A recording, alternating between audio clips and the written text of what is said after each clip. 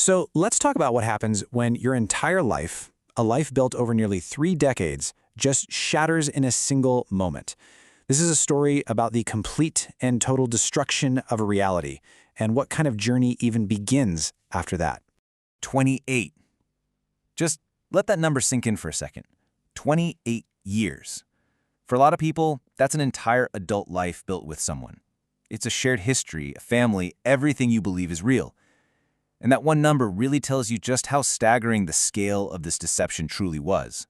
And this is absolutely crucial to understand right from the get-go. This discovery, it wasn't some slow unraveling. It wasn't a series of suspicions adding up over time. No, it was an explosion. One single piece of information landed and just instantly vaporized the life she thought she had. Okay, so to really get our heads around this journey, we're going to walk through 5 very distinct stages. First, the initial shattering of her reality. Then, the painful process of having to rewrite her own past.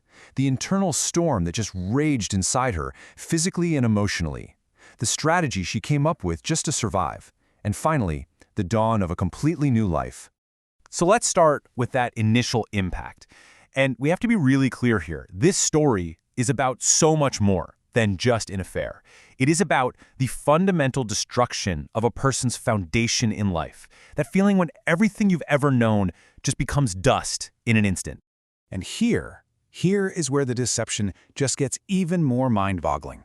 For 15 of those 28 years, this wasn't about scattered mistakes or random one-offs.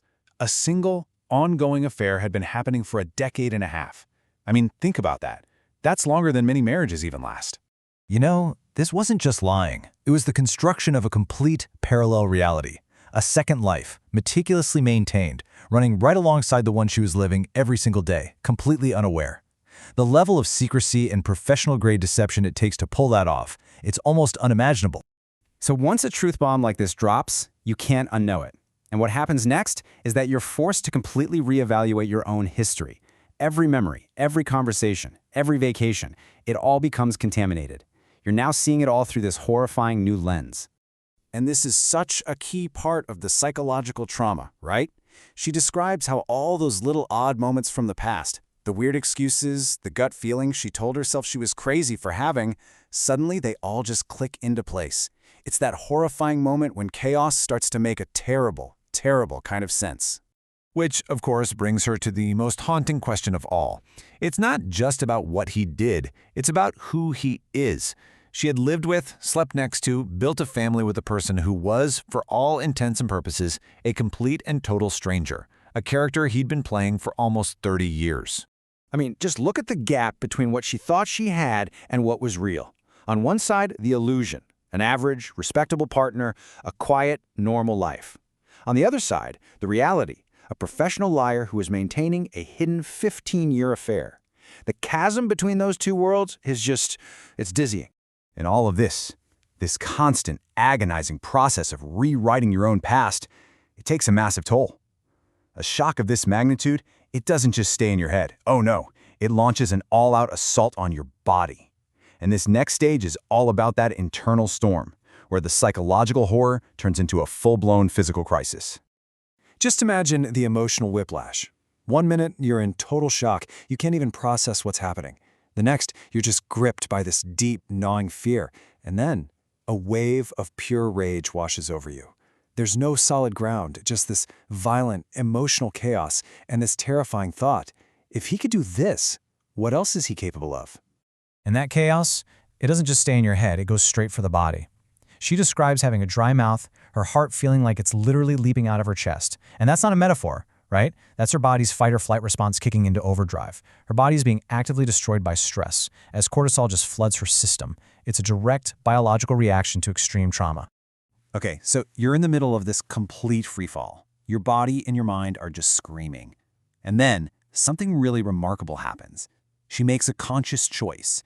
This is the turning point, where she pivots from pure reaction to an actual strategy for survival. Her choice not to just blow up at him right away, that wasn't weakness, not at all. It was an act of pure instinctual self-preservation. You know, think of it like applying a tourniquet to a catastrophic wound. The goal isn't to heal it right then and there. The goal is just to stop the bleeding so you don't die from the initial impact.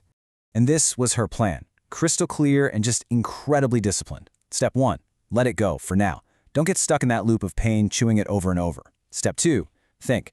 Give yourself the time and space you need. And step 3, act later. Act with a cold head and a cold heart. She knew that to make the right call for her own future, she had to be calculated, not consumed by the chaos. And that brings us to the end game, because this discovery wasn't just some bump in the road, it was the end of the road. It marks the absolute definitive end of one life and the forced, unwilling beginning of a brand new one. And her conclusion? It is absolute. There is no gray area here. The whole idea of forgiveness is just nonsense to her, because she realizes that trust was never actually there to begin with. You can't forgive someone for breaking something that never existed. That 28-year story is over. The book is closed. Period. And she actually says this exact phrase, and it is not an exaggeration.